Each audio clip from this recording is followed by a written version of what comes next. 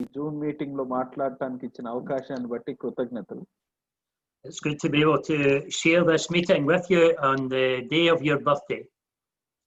ఈ రోజు మీ పుట్టిన దినంలో ఈ విధంగా ఈ మీటింగ్ లో కలుసుకోవటం అనేది చాలా సంతోషం. And I trust that you've had a good time. మీకు మంచి సమయం ఈ రోజు దొరికిందని నేను నమ్ముతున్నాను. Celebrating another year of God's grace and goodness to you. మరి ఒక సంవత్సరము దేవుడు చూపించిన కృపను, దేవుడు చూపించిన మంచితనాన్ని మరి మనం వేడుకగా చేసుకోవటం అనేది ఎంతో ఆనందకరం. God is good. దేవుడు మంచి దేవుడు. And it's good to be with you tonight and to share something of the goodness of God's word. దేవుని వాక్యంలో ఉన్న ఆ మంచితనాన్ని ఈ సాయంకాలము పంచుకోవటం అనేది కూడా మంచిదే. I want to speak about a very challenging and a very serious subject this evening. ఈ సాయంకాలము అతి గంభీరమైన సవాలుతో కూడిన అంశము మాట్లాడాలని నేను ఆశిస్తున్నాను. I would like to speak about the responsibilities of the Christian husband. క్రైస్తవ భర్త యొక్క బాధ్యతలను గురించి నేను మాట్లాడదలుచుకున్నాను. The Apostle Paul was very burdened about that subject, and that was one of the reasons he wrote the letter to the Ephesians. ఎఫెసీయులకు పౌలు పత్రిక రాసి దాంట్లో ముఖ్యమైన భారము ఆయన హృదయంలో కలిగి ఉన్నది ఏంటంటే భర్తల యొక్క బాధ్యత అనేది ఆ అంశంతో రాశాడు.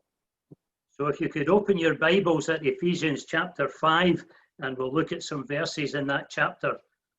ఎఫెసీ పత్రిక 5వ అధ్యాయానికి మీ బైబిల్ను గనుక తెరిచినట్లయితే కొన్ని వచనాలు అందులో చూద్దాం. It's interesting that the context of the verses that we're going to look at this evening is the context of being filled with the Holy Spirit. ఇక్కడ మనం చూడబోయే వచనాలు ఎలాంటి సందర్భంలో ఉన్నాయంటే ఆ వచనాలలో పరిశుద్ధాత్ముడు నింపబడి ఉన్నాడు. There are many people who have a false idea of what it means to be filled with the Spirit. ఆత్మతో నింపబడుట అనే విషయంలో అనేక మంది తప్పుడు అవగాహన కలిగి ఉన్నారు. Some people think that to be filled with the Spirit is to speak in tongues. కొంతమంది భావించేది ఏంటంటే ఆత్మతో నింపబడుట అనగా మరి అనేక భాషల్లో మాట్లాడట అనుకుంటారు. And if we're filled with the Spirit, we'll be able to do miracles. ఆత్మతో నింపబడుట అంటే ఆశ్చర్య క్రియలు, అద్భుత క్రియలు చేయుట అనుకుంటారు. And we'll have success in our ministries. వారి పరిచర్యలో విజయం దొరుకుతుంది అనుకుంటారు. I don't see any of that in Ephesians chapter 5. కానీ ఎఫెసీ పత్రిక 5వ అధ్యాయంలో అవేవి నేను చూడటం లేదు. Paul says in verse number 18 that we have not to be drunk with wine wherein is excess, but we have to be filled and keep on being filled by the Spirit. ఇక్కడ 18వ వచనంలో మరియు మద్యముతో మత్తులై ఉండకుడి, దానిలో దుర్వ్యాపారము కలదు, అయితే ఆత్మ పూర్ణులై ఉండుడి అని చెప్తున్నాడు. It is good to remind our hearts that the filling of the Holy Spirit is a constant thing. మనము జ్ఞాపకం చేసుకోవాల్సింది ఏంటంటే పరిశుద్ధాత్మతో నింపబడుట అనేది ఎడతెగక ఉండాల్సినది. And that is the impact of the tense that Paul uses, be filled and keep on being filled with the Holy Spirit. అక్కడ పౌలు ఆ మాటను ఎలాగూ రాస్తున్నాడో చూడండి. ఆత్మ పూర్ణులై ఉండుడి అంటే అలాగే ఆ స్థితిలో కొనసాగుడి అని చెప్తున్నాడు. You know, we notice in verse number 19 that being filled with the Spirit affects us personally. ఇక్కడ ఆత్మ పూర్ణులై ఉండినప్పుడు 19వ వచనంలో అది మన వ్యక్తిగత జీవితాన్ని ప్రభావితం చేస్తుందని చూడగలం. And he talks about us speaking to ourselves in psalms and hymns and spiritual songs. ఇక్కడ ఒకరినొకడు కీర్తనలతోనూ సంగీతములతోనూ ఆత్మ సంబంధమైన పాటలతోనూ హెచ్చరించుచు అంటున్నాడు. So the man who is filled with the Spirit is marked by joyfulness. ఆత్మ పూర్ణుడై ఉన్న వ్యక్తి సంతోషముతో ఆనందంతో నింపబడిన వాడై ఉంటాడు. A joy in the Lord. ప్రభువులో ఆనందించుట. But in verse number 20 we notice that the man who's filled with the Spirit is not only marked by joy, but he's marked by thankfulness. 20వ వచనంలో ఆత్మతో నింపబడిన వ్యక్తి ఆనందంతో నింపబడటం మాత్రమే కాదు, కానీ కృతజ్ఞతాస్తుతులు చెల్లించుటలో కూడా నింపబడి ఉంటాడు అని చూడగలం. So in these verses, there is nothing about doing miracles. There's nothing about prosperity. There's nothing about speaking in tongues. కాబట్టి ఈ వచనాల్లో చూసినట్లయితే అద్భుత క్రియలు చేయుట కానీ, లేకపోతే అభివృద్ధి చెందుట కానీ, లేకపోతే భాషల్లో మాట్లాడుట కానీ ఏదీ లేదు. The Christian who's filled with the Spirit and who keeps on being filled with the Spirit is a joyful Christian. He's a thankful Christian.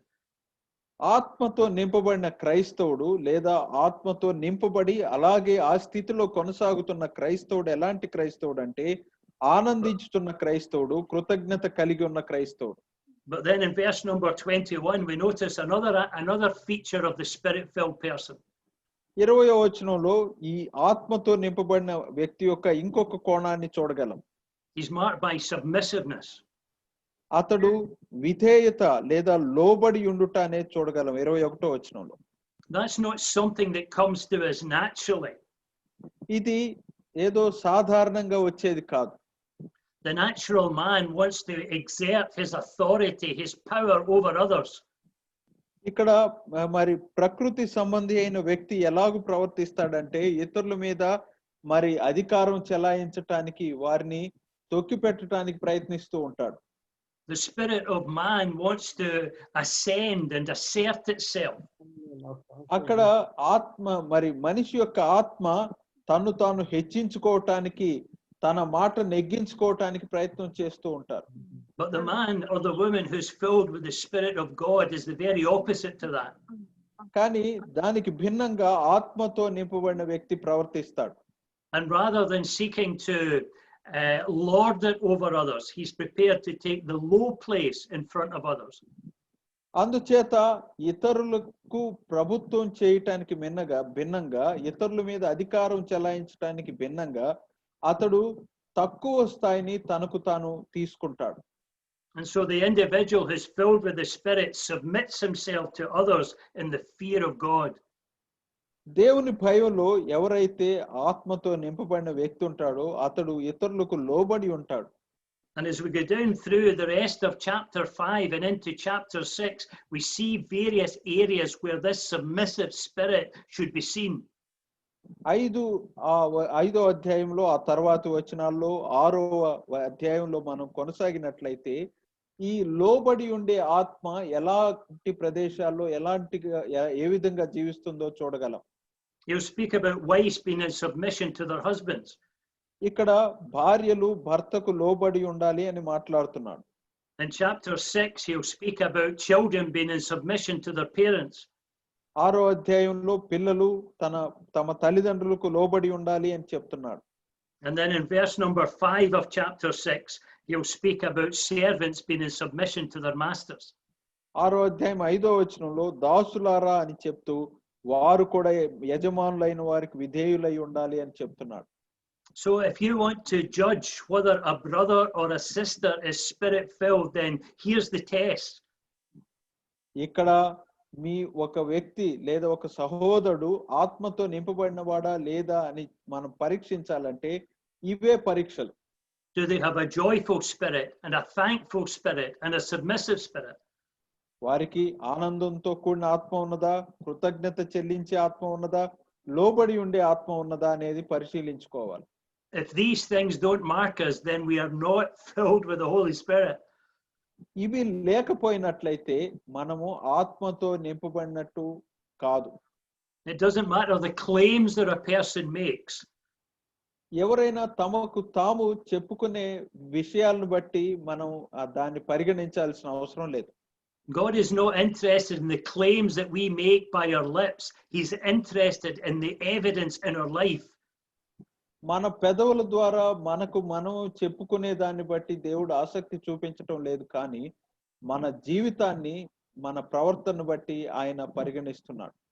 And so it's in this context of being filled with the Spirit, we learn not only about the wife's the requirement of the wife to be in subjection to the husband, but for the husband to love his wife. ఇక్కడ ఈ లోబడి ఉండుట అనేది ఆత్మతో నింపబడినప్పుడు భార్య భర్తకు లోబడి ఉండటం మాత్రమే కాదు, కానీ భర్త భార్యను ప్రేమించటంలో కూడా లోబడి ఉండుట అనేది ఉన్నది. And so I want to suggest tonight that the filling of the Holy Spirit is not only essential for Christian service, ఇక్కడ క్రైస్తవ సేవకు మాత్రమే ఆత్మతో నింపబడటం అనేది అవసరత కాదు, but it's absolutely essential for Christian marriage. క్రైస్తవ వివాహానికి కూడా ఆత్మతో నింపబడటం అనేది ఎంతో అవసరమై ఉన్నది. We have already read the verse in verse 21 about wives being in submission to their husbands. 22. ఇక్కడ 22వ వచనంలో భార్యలు తమ స్వపురుషులకు లోబడి ఉండాలి అని మనం ఇంతకు ముందే చదివాం. So the Christian wife must be filled with the Spirit in order that she might show that submissiveness to her husband. ఇక్కడ క్రైస్తవ భార్యలు తమ సొంత పురుషులకు తమ భర్తలకు లోబడి ఉండాలి. But equally, the husband must be filled with the Spirit in order that he might love his wife the way Paul instructs us to love her. పౌలు భార్యను భర్త ఎలాగూ ప్రేమించాలని హెచ్చరిస్తున్నాడో దాని కొరకు కూడా భార్యలను ప్రేమించడానికి భర్త కూడా ఆత్మచేత నింపబడి ఉండాలి. We're going to notice tonight that Paul exhorts us to love our wives with a love that is far beyond anything that is purely natural. ఇక్కడ సాధారణంగా భౌతికంగా చూపించే ప్రేమ కంటే మిన్నయైన ప్రేమతో భార్యను ప్రేమించాలని పౌలు చెప్తున్నాడు. And I want to underline again this evening that we require to be Spirit-filled in order to love our wives as we ought. నేను మరలా నొక్కి చెప్పేది ఏంటంటే ఈ సాయంకాలం భార్యలను ప్రేమించాలంటే భర్తలు ఆత్మతో నింపబడి ఉండాలి. Notice in verse number 23 that Paul says the husband is the head of the wife, even as Christ is head of the church. 23వ వచనం గమనించండి. క్రీస్తు సంఘమునకు శిరస్సు అయి ఉన్నలాగున పురుషుడు భార్యకు శిరస్సు అయి ఉన్నాడు. And it's important for us to understand the concept that is in Paul's mind when he writes these words. ఈ వచనాలు రాస్తుంటుండగా పౌలు మనసులో ఉంటున్న ఆ ఆలోచనను మనం గమనించాలి. Paul doesn't say that the husband is the Lord of the wife, even as Christ is Lord of the church. ఇక్కడ పౌలు క్రీస్తు సంఘమునకు ప్రభు అయి ఉన్నలాగున పురుషుడు భార్యకు ప్రభు అయి ఉన్నాడు అని చెప్పటం లేదు. He's not thinking here so much as he's not thinking about authority, the authority the husband has over his wife. ఇక్కడ అతను భార్య మీద భర్తకున్న అధికారాన్ని గురించి చెప్పటం లేదు. But he's thinking about the responsibility that the husband has for his wife. ఇక్కడ భార్య మీద భర్తకుంటున్న బాధ్యతను తెలియచేస్తున్నాడు. It's the fact that the husband is responsible for his wife and all the wife needs. ఇక్కడ భార్యకు అవసరమైన వాటన్నిటిని బట్టి భర్త బాధ్యత వహించాలి. In verse 15 of chapter 4 of Ephesians, Paul speaks about being he speaks of Christ as being head of the church. ఇక్కడ 4వ అధ్యాయం 15వ వచనంలో పౌలు క్రీస్తు సంఘమునకు మరి శిరస్సు అయి ఉన్నాడని మాట్లాడుతున్నాడు. And if you read the context of Ephesians 4 and verse 15, we'll notice that Paul is showing us that Christ is the one who supplies all the resources for the church's growth. ఇక్కడ మనం పౌలు రాసిన సందర్భాన్ని 4:16లో గనక జ్ఞాపకం చేసుకున్నట్లయితే వాటికి సంఘానికి అవసరమైన వాటన్నిటికి కూడా క్రీస్తే వనరై ఉన్నాడు, ఆయన నుంచే పొందగలదు అని చెప్తున్నాడు. We've been looking in during other Zoom meetings with some brothers in India at the idea of Christ being the head of his body. ఇండియాలో భారతదేశంలో ఇతర జూమ్ మీటింగ్స్ లో నేను మాట్లాడుతుంటుండగా ఈ అంశాలను మాట్లాడుతున్నాను. క్రీస్తు సంఘానికి శిరస్సు అయి ఎలాగున్నాడు అని. And we've thought of Christ being as head of the body. He's the source of all that the body needs to manifest life. ఇక్కడ నేను ఈ విధంగా చెప్పాను. ఈ శరీరానికి మరి శిరస్సు ఎలాగ అవసరమో, అది జీవించటానికి ఎలాగూ శిరస్సు అవసరమో, అలాగే ఆ క్రీస్తు కూడా సంఘానికి శిరస్సుగా ఉన్నాడు అని. That the body of the church is totally and absolutely dependent on Christ. ఈ శరీరము లేదా సంఘము అనేది క్రీస్తు మీద సంపూర్ణంగా ఆధారపడి ఉన్నది. And he administers all that pertains to the church. సంఘంలో జరగాల్సిన పనులన్నిటి మీద పరిపాలన చేసేవాడు ఆయనే. He takes responsibility for providing the church with all that it needs. సంఘానికి కావాల్సిన అన్ని కూడా అనుగ్రహించటానికి ఆయన బాధ్యత వహిస్తాడు. And so we notice in chapter 4 that he gives some apostles and some evangelists and pastor, teacher, etc.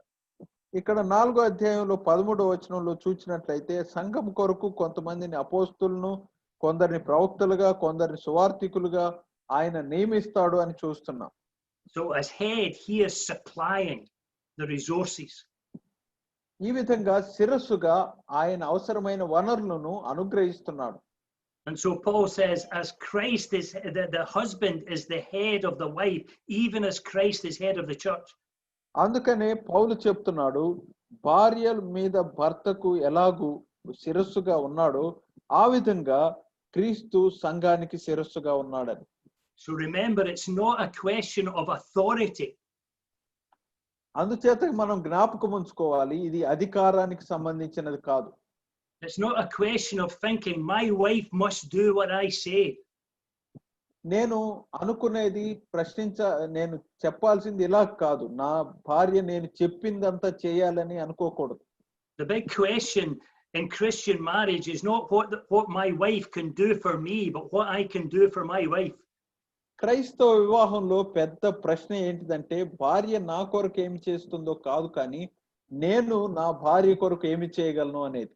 Because that is the main principle in the church, not what we can do for Christ, but what Christ can do for us.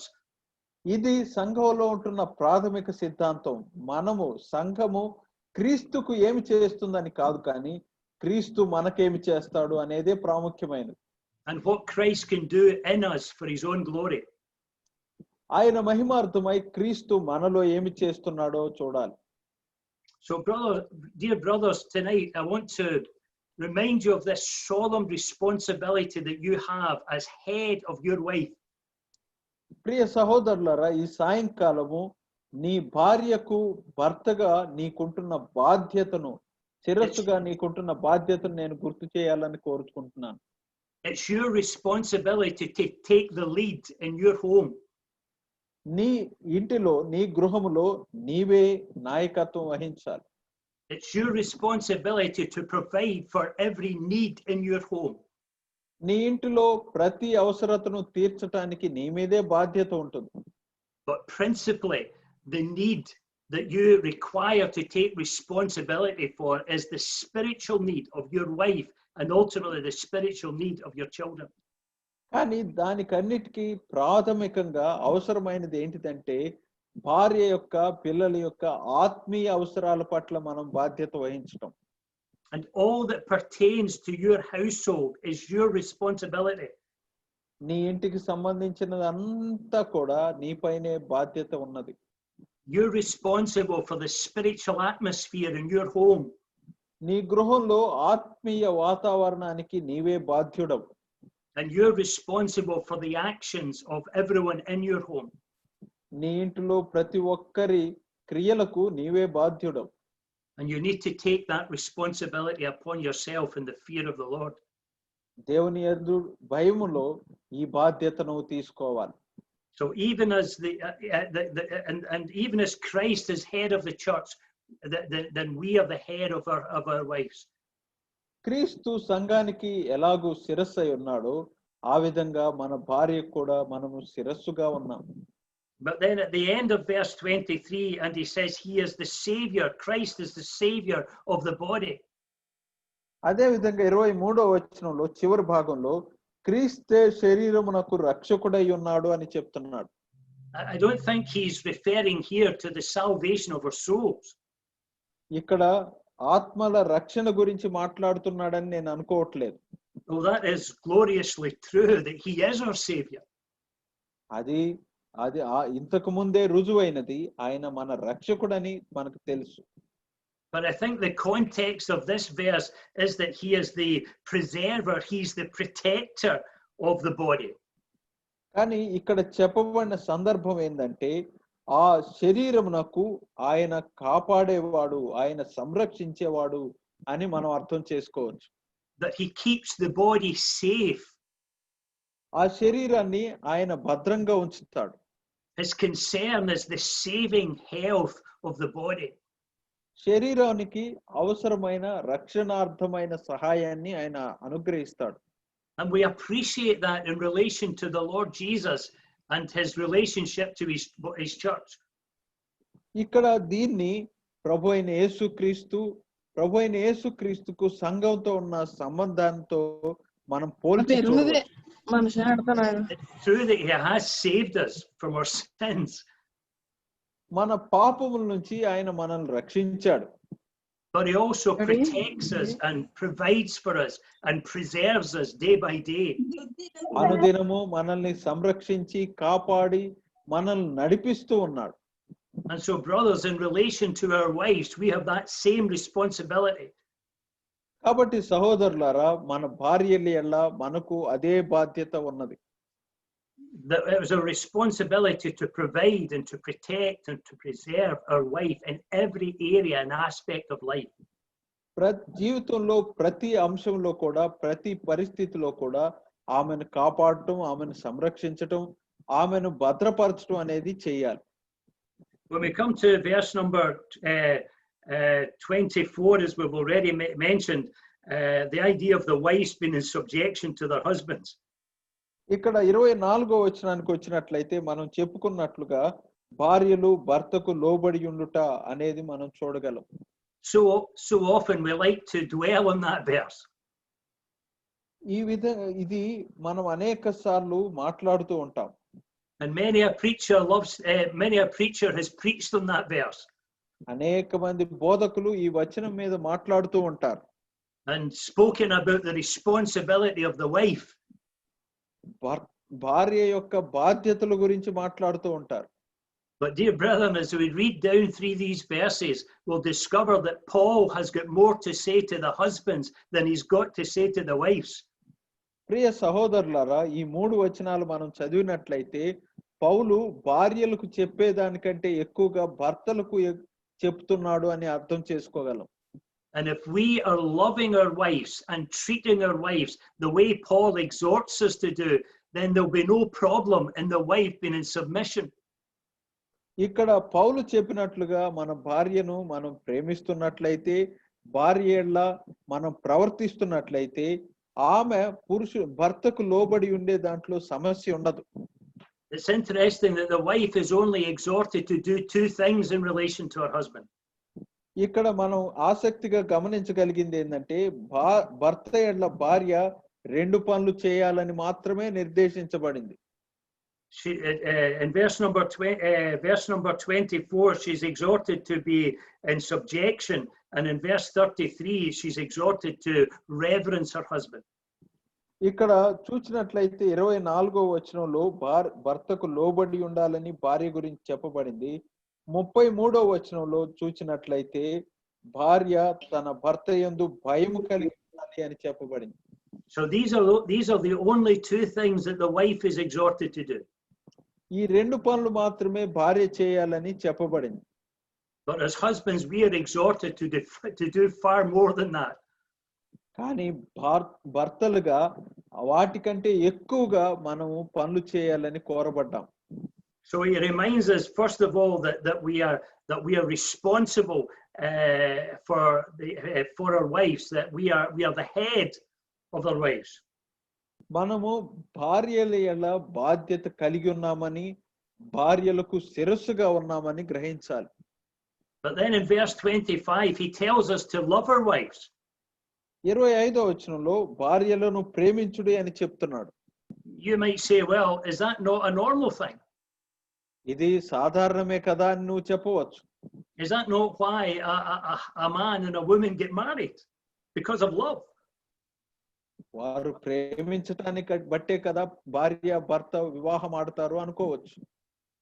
Surely it's expected that every husband loves his wife. ప్రతి భర్త భార్యను ప్రేమించాలని ఆశింపబడుతున్నాడు. And I'm sure the vast majority of husbands do love their wives. ఆ భర్తల్లో అనేక మంది భార్యలు ప్రేమిస్తారని నేను కూడా అంగీకరిస్తాను. I'm sure my next door neighbor loves his wife. నా ప్రక్కనున్న ఇంటిలో నా పొరుగు ఆయన వ్యక్తి కూడా ఆయన భార్యను ప్రేమిస్తాడు. I'm sure the men in the houses across the road, I'm sure they love their wives. ఆ రోడ్డు పక్కన ఉన్న ఇళ్లలో వారి భార్యలను వారి భర్తలు ప్రేమిస్తారని నాకు తెలుసు. I'm sure Hindu men love their wives, and Muslim men love their wives.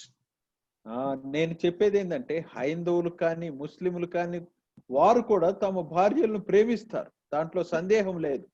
We would reckon that is the normal thing. Husbands, love your wives. భార్యలను భర్త ప్రేమించుట అనేది సాధారణమే అని మనం అనుకోవచ్చు. Surely that's not something we need to be commanded to do. అది చేయాలని ఆజ్ఞ ఇవ్వాల్సిన అవసరం లేదు. That should be instinctive. It should come from within us to love our wives. భార్యను ప్రేమించుట అనేది మామూలుగా వచ్చేది, అది లోపల నుంచి వచ్చేది అని మనం అర్థం చేసుకోగలం. But Paul's telling us in this verse, not that we're to love our wives the way everybody else loves their wives. ఇక్కడ పౌలు చెప్తుంది ఏంటంటే ఇతరులు అందరూ కూడా తమ భార్యలను ఎలాగ ప్రేమిస్తారో అలాగూ ప్రేమించమని చెప్పటం లేదు పౌలు. We're not to love our wives the way the Hindu man loves his wife, or the Muslim man loves his wife, or the unconverted man loves his wife. హైందవులు కానీ ముస్లిములు కానీ లేకపోతే దేవునిలోనికి రాని వ్యక్తులు అన్యులు వారి తమ భార్యలను ప్రేమించమన్నట్టు చెప్పబట్టం లేదు ఇక్కడ. Dear brothers, tonight we are exhorted to love our wives even as Christ loved the church. ప్రియ సహోదరులారా, మన భార్యలను మనం ఎలాగూ ప్రేమించాలంటే క్రీస్తు సంఘమును ఎలాగూ ప్రేమించాడో అలాగే. With the same kind of love and the same degree of love that Christ loved the church is the love with which I have to love my wife. క్రీస్తు సంఘమును ఎలాగూ ప్రేమించాడో అదే ప్రేమ, అదే తీవ్రతలో మనం ప్రేమించాలి. This is agape love. ఇది agape Prema. This is selfless love. స్వార్థము లేని నిస్వార్థ ప్రేమ ఇది. This is sacrificial love. త్యాగపూర్వకమైన Prema. This is giving love, not getting love. ఇది ఇచ్చే ప్రేమ, తీసుకునే ప్రేమ కాదు. Just as Christ sought the highest good for the church and surrounds her with a caring, unselfish love, we are called upon to love our wives with the same kind of love. క్రీస్తు సంఘము కొరకు ఎలాంటి తాను అంతా కూడా ఉపేక్షించుకొని ఎలాగూ నిస్వార్థంగా ఇచ్చాడో అలాంటి ప్రేమ మన భార్యలల్లా మనం చూపబద్ధులమై ఉన్నాం. We are called to love our wives sacrificially. మన భార్యలను మనం త్యాగపూర్వకంగా ప్రేమించబద్ధులమై ఉన్నాం. To be prepared to pour out our lives for them. మన జీవితాలను వారి కొరకు పానార్పణంగా పోయబద్ధులమై ఉన్నాం. Just as Christ loved the church and gave himself for it. క్రీస్తు సంఘమును ప్రేమించి తాను సంఘానికి ఎలాగో అప్పగించుకున్నాడు, అర్పించుకున్నాడు అలాగే. So in loving our wives, it's not in relation to what we can get from our wife, but what we can give to our wife. ఇక్కడ భార్యను ప్రేమించుట అనేది భార్య నుంచి ఏమి పొందగలమా అనే ఉద్దేశంతో కాదు, కానీ ఆమెకు ఏమి ఇవ్వగలము అనే ఉద్దేశంతో ప్రేమించాలి. And in a relationship with our wife, then there should be nothing that is too much for us to do on her behalf. ఇక్కడ మన భార్యతో మనకు ఉండాల్సిన సంబంధం ఎలాగంటే ఏది చేసినా ఇది ఆమె కొరకు నేను ఎక్కువగా చేశాననే భావన రాకూడదు. Husbands, love your wife even as Christ loved the church and gave himself for it. సంఘమును ప్రేమించి క్రీస్తు తనకు తాను సంఘం కొరకు ఎలాగో అప్పగించుకున్నాడో, అర్పించుకున్నాడో అదే ప్రేమతో భర్త భార్యను ప్రేమించాలి. That's a high standard. ఇది ఎంతో ఉన్నతమైన ఎత్తైన ప్రమాణం. This is a love that is not found in the heart of the unconverted man. ఇది యేసుక్రీస్తులో తిరిగి జన్మించని వ్యక్తిలో కనపడనిది. It's a love that is not found in the heart of the Hindu or the Muslim or the Buddhist. హైందవుల్లో కానీ ముస్లిం వ్యక్తిలో కానీ బుద్ధిస్టులో కానీ వారిలో కనపడిన ప్రేమ ఇది. We have to love our wives in a totally different dimension of love. మన భార్యను మనం ప్రేమించట్లో ఇది ప్రత్యేకమైనది, విభిన్నమైన ప్రేమ. Even as Christ loved the church. క్రీస్తు సంఘమును ఎలాగూ ప్రేమించాడో ఆ విధంగానే ప్రేమించాడు. I learned a very serious lesson a number of years ago. అనేక సంవత్సరాల క్రితం నేను కూడా తీవ్రమైన పాఠాన్ని నేర్చుకున్నాను. A brother said to me, he took me to the side and he said, Ian, your natural love for Mary is not enough to sustain a spiritual marriage. ఒక సహోదరుడు నన్ను పక్కకు తీసుకెళ్లి ఈ విధంగా చెప్పాడు, ఇయాన్ గారు, నీ సాధారణ ప్రేమ మేరీ పట్ల చూపిస్తున్నావే, అది ఆత్మీయ జీవితాన్ని కొనసాగించడానికి సహకరించదు అని చెప్పాడు. I had to ponder that for a long time. దాని గురించి నేను చాలా కాలం ఆలోచించాల్సి వచ్చింది. But I realized it was true. అది సత్యమని తర్వాత గ్రహించాను.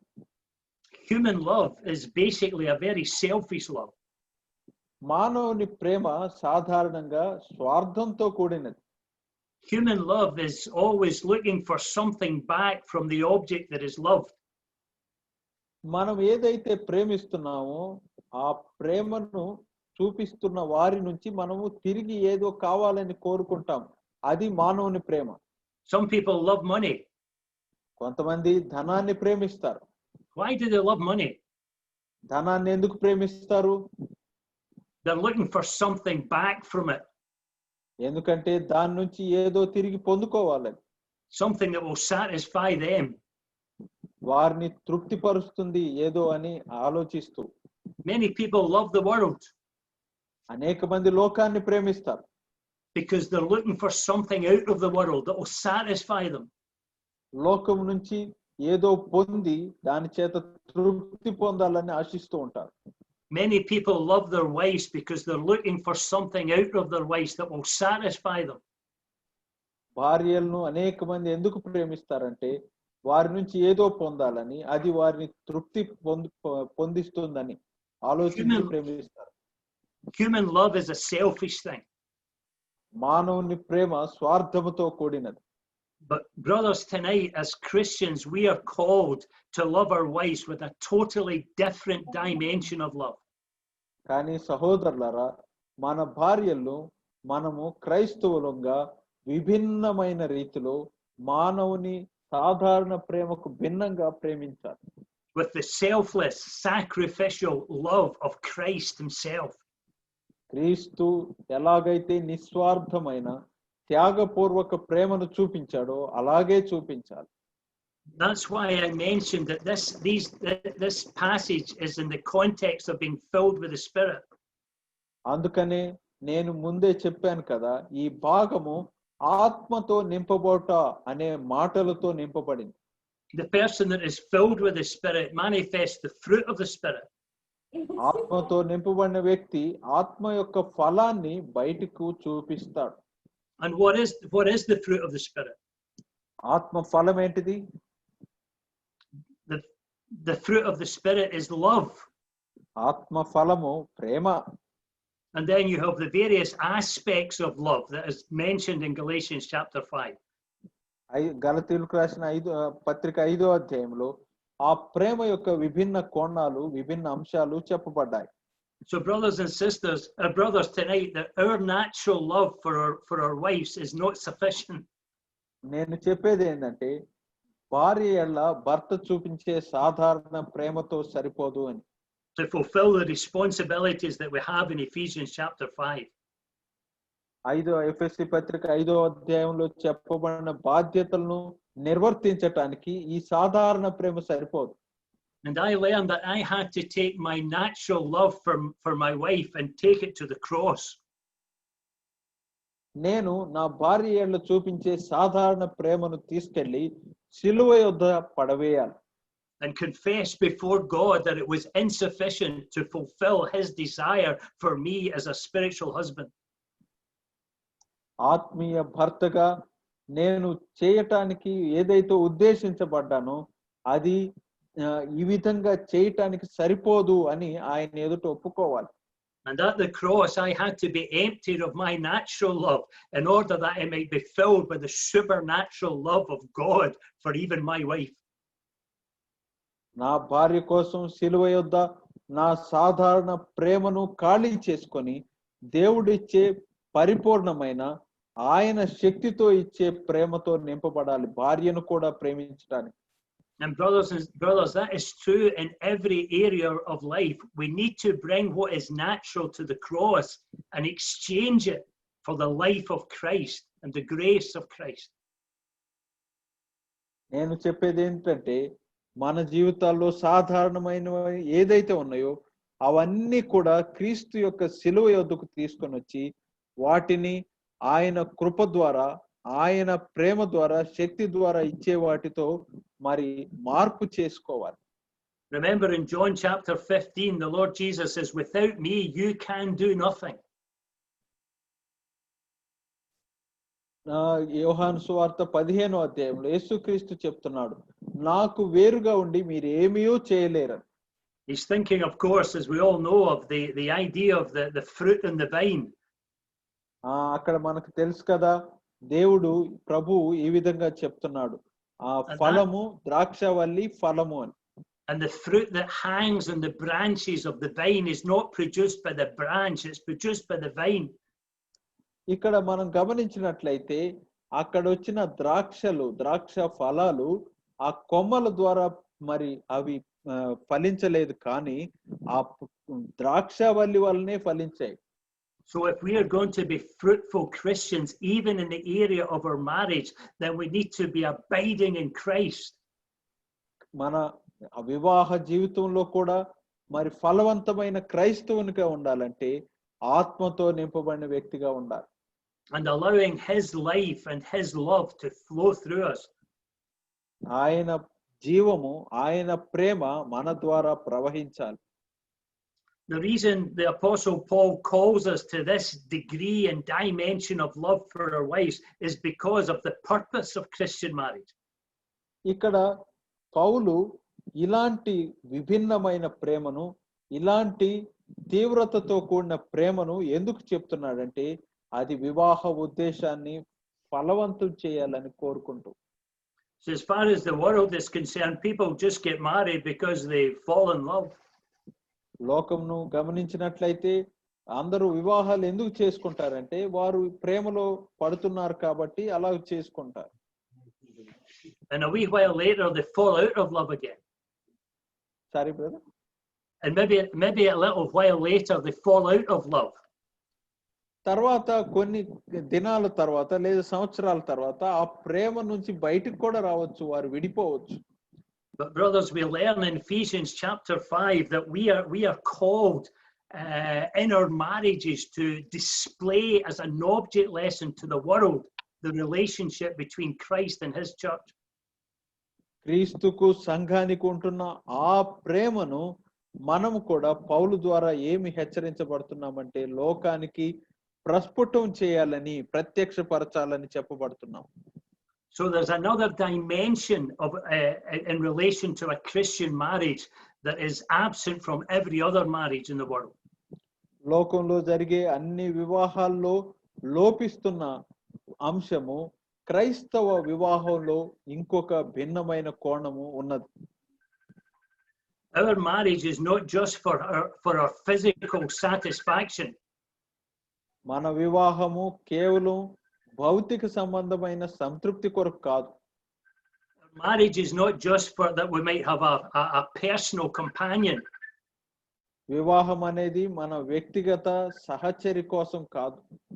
Our marriage is not just for natural reproduction. మన వివాహం అనేది కేవలం సాధారణంగా జరిగే పునరుత్పత్తి కోసం కాదు. But our marriage is for a spiritual illustration to the world of the relationship between Christ and his bride. క్రీస్తుకు ఆయన వధువుకు ఉన్న సంబంధాన్ని లోకములో ఆత్మీయంగా మనం చూపించాలని ఈ వివాహం ద్వారా కోరబడుతున్నాం. And that's a very important lesson for us to learn tonight. ఈ రాత్రి మనం నేర్చుకోవాల్సిన అతి ప్రాముఖ్యమైన పాఠం ఇది. The relationship that exists between me and Mary, my wife, is to be a reflection of the relationship between Christ and his church. నాకు నా భార్య మేరీకి ఉండాల్సిన ఆ సంబంధము ఆ బంధము అనేది క్రీస్తు సంఘంతో ఎలాగో కలిగి ఉన్న బంధం ఉన్నదో ఆ బంధంతో పోల్చి చూపబడాలి. In my relationship, people should see not just a natural love between me and my wife, but the very love of Christ should be demonstrated in my love for Mary. లోకము నా జీవితంలో నేను సాధారణంగా నా భార్యలో చూపించే ప్రేమను చూడటం కాదు, కానీ క్రీస్తు సంఘముతో ఎలాగూ ప్రేమ కలిగి ఉన్నాడో, ఎలాంటి ప్రేమ సంఘం పైన చూపించాడో ఆ ప్రేమను మనం చూపించాలి. And the people looking on into our marriage should see in Mary the same submissiveness that exists between Christ and the church and Christ. సంఘము క్రీస్తుకు ఎలాగూ లోబడి ఉందో అలాగే లోకము కూడా మేరీలో అలాంటి లోబట అనేది చూడాలి. We notice in verse number 26 and verse 27 the desire of Christ for his church. 26, 27 వచనాల్లో సంఘము కోసం క్రీస్తు కలిగి ఉన్న ఆశ అనేది మనం చూడగలం. He tells us the very reason why he loved the church and why he gave himself for it. సంఘాన్ని ఎందుకు ప్రేమించాడు, సంఘం కోసం తనను తాను ఎందుకు అప్పగించుకున్నాడో దాని కారణాన్ని తెలియచేస్తున్నాడు. He says in verse 26 that he might sanctify and cleanse it with the washing of water by the word. ఇక్కడ 27వ వచనంలో చెప్తున్నాడు, వాక్యముతో ఉదక స్నానం చేత దాన్ని పవిత్రపరిచి అంటున్నాడు. And in verse 27 that he might present it to himself as a glorious church. అది మహిమగల సంఘముగా తన ఎదుట దానిని నిలవబెట్టుకొనవలనని అని చూస్తున్నాం. That is the desire in the heart of Christ for his church, for his bride. తన వధువు లేదా సంఘము కొరకు క్రీస్తు యొక్క హృదయములో ఉంటున్న కోరిక ఇదే. He wants to make her holy. ఆ సంఘాన్ని ఆయన పవిత్రపరచాలని కోరుకుంటున్నాడు. He wants, he look forward to a day when he'll present her to himself absolutely glorious. ఆయన ఆ దినము కోసం ఎదురు చూస్తున్నాడు. ఏ దినం అంటే ఆ దినములో మహిమగల సంఘముగా తన ఎదుట దాన్ని నిలబెట్టుకోవాలని. Because this is the church that he's loved and he's given himself for it. ఎందుకంటే ఈ సంఘమును ఆయన ప్రేమించాడు, దాని కొరకు తాను అప్పగించుకున్నాడు. And his desire is that it might be like him. అది ఆయన వలె ఉండాలని సంఘం యందు ఆయన కోరిక కలిగి ఉన్నాడు. And so he takes full responsibility for the spiritual growth and maturity of his bride. తన వధువు యొక్క ఆత్మీయ ఎదుగుదల, ఆత్మీయ పరిణతి కోసం ఆయన సంపూర్ణ బాధ్యత తీసుకుంటున్నాడు. He sanctifies, he washes, he presents. ఆయన పరిశుద్ధపరుస్తున్నాడు, ఆయన మరి కడుగుతున్నాడు, ఆయన మహిమ గలదిగా చేస్తున్నాడు. And we can think this tonight of the manifold ministries of the Lord Jesus Christ at this point in time, and the majority of what Christ is doing is in relation to his church. ఈ సాయంకాలము క్రీస్తు చేస్తున్న నానా విధమైన కార్యాలు మనం చూడగలం సంఘము కోసమై. And brothers and sisters, just as Christ has taken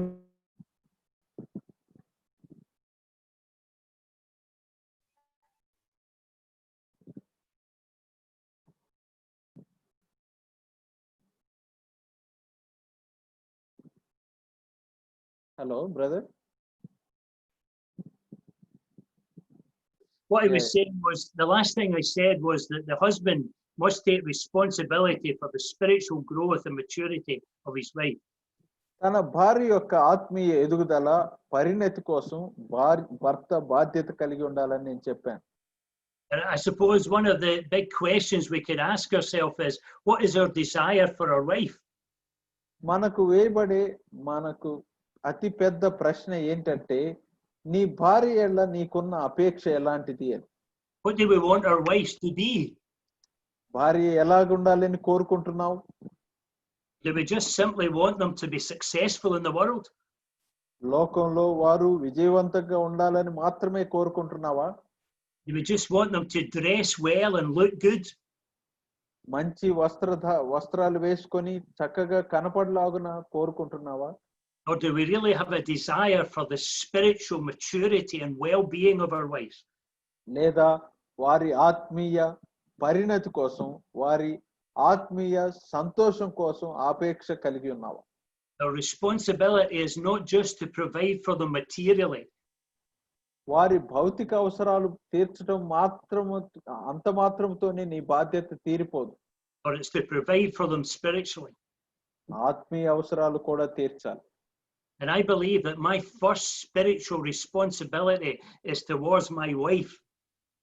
నేను నమ్మేది ఏంటంటే నా మొదటి ప్రాథమిక ఆత్మీయ బాధ్యత నా భార్య ఎడలే ఉన్నది. That's far more important than any input that I put in the local assembly.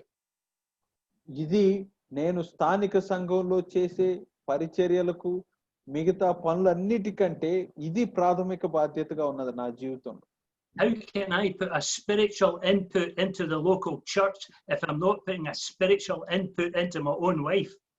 నా సొంత భార్యకు ఆత్మీయంగా నేను తగిన సహాయం చేయకపోతే స్థానిక సంఘానికి ఆత్మీయ సహాయం నేను ఎలాగూ చేయగలను?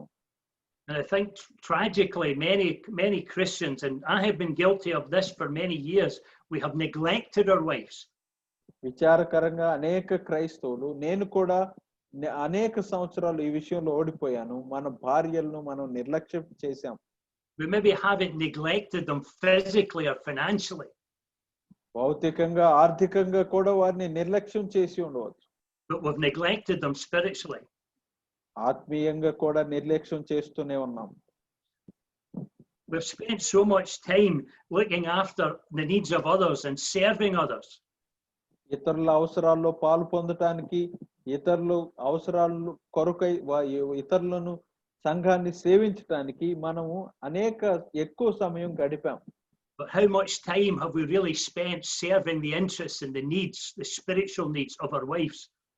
భార్య యొక్క ఆత్మీయ అవసరతలను, వారి ఏదైతే అవసరత ఉన్నదో అవి తీర్చడంలో మనం ఎంత సమయం వెచ్చించాం? We spend so much time studying in order to give to others. ఇతరులకు అందించటానికి మనం ఎక్కువసేపు ధ్యానం చేస్తూ ఉంటాం, చదువుతూ ఉంటాం. And maybe the only spiritual input our wives get from us is when they hear us speaking to others. మన భార్యలు మన ద్వారా ఆత్మీయంగా ఏదైనా పాఠం నేర్చుకుంటారు లేదా ఏదైనా పొందుతారు. అది ఎప్పుడంటే మనం సంఘంలో కానీ ఇతరులతో కానీ మాట్లాడుతున్నప్పుడే. But brothers, the point I want to make tonight is that just as Christ takes responsibility for his church, we must take responsibility for our wives. ప్రియ సహోదరులారా, నేను ఈ రాత్రి కాలంలో చెప్పేది ఏంటంటే క్రీస్తు సంఘం కొరకు ఎలాగూ బాధ్యత వహిస్తున్నాడో ఆ విధంగానే మనం కూడా భార్యల ఎడల బాధ్యత వహించాలి. And we must have high spiritual aspirations for our wives. మన భార్య ఎడల ఎంతో ఉన్నతమైన ఆత్మీయ అపేక్ష కలిగి ఉండాలి. And we should work towards the realization of these aspirations. ఈ ఉన్నత లక్ష్యాలను చేరుకోవటానికి మనము పని చేయాలి. So we have to love our wives even as Christ loved the church and gave himself for it. మన భార్యలను ఎలాగూ ప్రేమించాలంటే క్రీస్తు సంఘమును ప్రేమించి తాను సంఘము కోసం ఎలాగ అప్పగించాడో అలాగే. But then in the next little section, we notice that we have to love ourselves as an extent, love our wives even as an extension of ourselves. ఇక్కడ తర్వాత భాగంలో చూచినట్లయితే మన భార్యలను ఎలాగూ ప్రేమించాలంటే మన సొంత శరీరముల వలె ప్రేమించాలి అని. He reminds us that we have to love ourselves even as our own bodies. తమ సొంత శరీరముల వలె తమ భార్యలను ప్రేమించాలని చెప్తున్నారు. It reminds us that we are one flesh. ఇక్కడ మనం దాన్ని ఏమి జ్ఞాపకం చేసుకోవాలంటే ఒకే శరీరం అయి ఉన్నామని జ్ఞాపకం చేసుకోవాలి. So, brothers, that's the burden of my heart for you brothers tonight. ఈ రాత్రి కాలం సహోదరులారా మీ యెడల నా హృదయంలో ఉన్న భారం ఇదే. Not just to love our wives. కేవలం భార్యలను ప్రేమించుటతోనే సరిపోదు. That should be natural. అది సాధారణమే. But to love our wives even as Christ loved the church. సంఘమును క్రీస్తు ఎలాగూ ప్రేమించాడో ఆ విధంగా ప్రేమించుటలో ఎంతో అవసరత ఉన్నది. And to love our wives even as we love ourselves. మనల్ని మనం ఎలాగూ ప్రేమించుకుంటామో అలాగే భార్యను కూడా ప్రేమించాలి. That's the exhortation of Holy Scripture. పరిశుద్ధ లేఖనాల యొక్క హెచ్చరిక ఇదే. Our natural love won't attain that. మన సాధారణ ప్రేమ దీనిని నెరవేర్చజాలదు. In order to attain these heights, we need to be filled with the Holy Spirit. ఈ ఉన్నత ప్రమాణాలను చేరుకోవాలంటే పరిశుద్ధాత్మతో మనం నింపబడాలి. And we need to love our wives with the same love that Jesus Christ loved his church with. సంఘాన్ని యేసుక్రీస్తు ఎలాగూ ప్రేమించాడో అదే ప్రేమతో మనం భార్యను ప్రేమించాలి. I pray that this message would be a challenge to all our hearts tonight. ఈ సాయంకాలము మీ అందరి హృదయాలకు ఈ సందేశము సవాలుగా ఉంటుందని నేను విశ్వసిస్తున్నాను. And that through the ministry of the Holy Spirit within us, that we will love our wives the way we ought to love them. భార్యలను ఎలాగూ ప్రేమించాలో పరిశుద్ధాత్ముడు మనలో ఉంటుండగా ఆయన సహాయం ద్వారా మనం లేఖనాలు చెప్పిన విధంగా ప్రేమిద్దాం. For his glory. ఆయన మహిమార్థమై చేద్దాం.